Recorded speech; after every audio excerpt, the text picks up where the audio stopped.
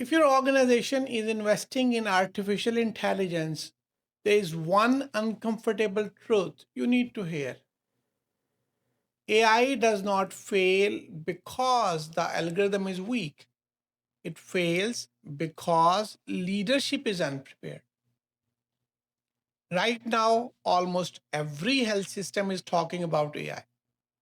Some are piloting it, some are scaling it, and many are quietly struggling with it. What is interesting in that is the systems struggling with AI are often using the same tools as the systems that are succeeding. Welcome to HealtheNomics. I'm Dr. Ayoub Ashraf. I work in healthcare strategy and execution. In this series, we examine real success stories from leading health systems, how executives are solving complex challenges around quality, access, cost, and sustainability. I believe that keeping patients healthy and out of the hospital is not only possible, it is actually profitable. Let's learn what actually works. Today's case focuses on how health systems are implementing AI successfully and why many do not, even when the technology itself is sound. These are the insights from survey of 64 US non-profit health systems, including Mayo Clinic, which were using AI in their operations. The survey was conducted in 2024 by Scottsdale Institute, and the inputs were received from chief medical informatics officers, chief information officers, and chief AI officers. This is not a technology story. This is a leadership and governance story. Now let's talk about the strategic problem. Healthcare leaders are under pressure to adopt AI. Boards are asking about it, vendors are selling it, clinicians are skeptical about it, and executives are expected to deliver results. Many organizations assumed that once the right AI tool was selected, value would naturally follow. But that assumption turned out to be wrong.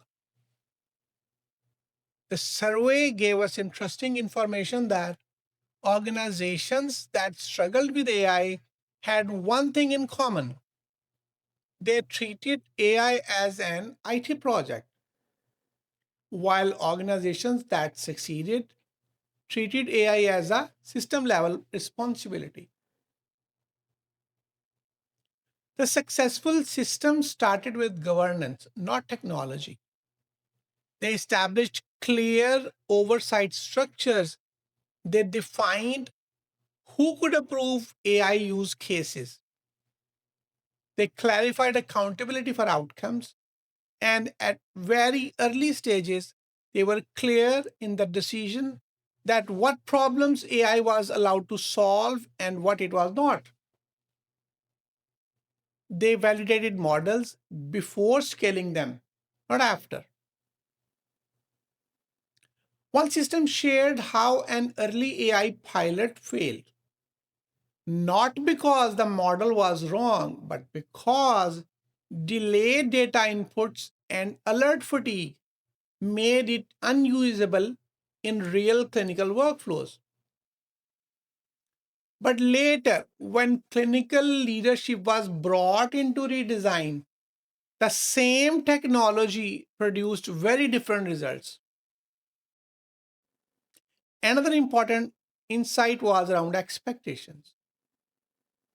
Ambient AI tools were widely adopted.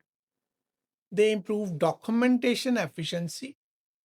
They reduced clinical burnout, but leaders were clear that these tools were retention and workflow investment, not revenue drivers. The systems that failed were the ones that oversold return on investment. And the systems that succeeded were honest about value. Clinicians were involved early, not as end user, but as a design partners. They were educated on what AI could do, what it could not, and when it should not be trusted.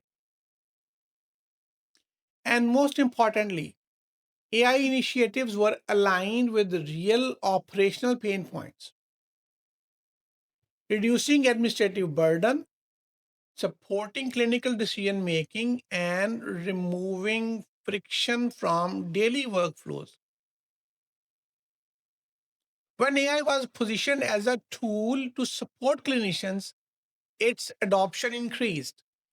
And when it was positioned as a replacement, it faced resistance. One healthcare leader in the survey shared that their most successful AI deployments were the ones clinicians barely noticed because they reduced friction in workflows instead of adding new steps, alerts, or cognitive burden. That is not accidental, that is intentional design.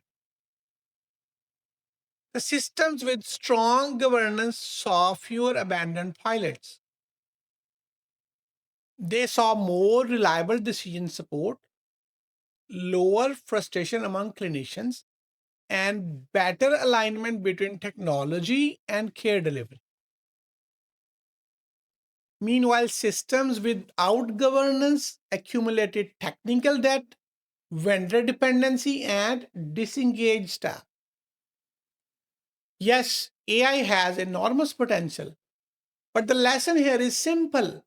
Technology does not create value, leadership does. AI scales whatever system you already have. If governance is weak, AI magnifies chaos. If governance is strong, AI accelerates performance. So the question for healthcare leaders is not what tool to buy. The question is whether your organization is ready to govern it. If you are a healthcare system leader today, ask yourself one question. Does your organization treat AI as a tool or as a system level responsibility? Because the systems that get this right will not just adopt AI faster, they will use it safely, responsibly, and sustainably.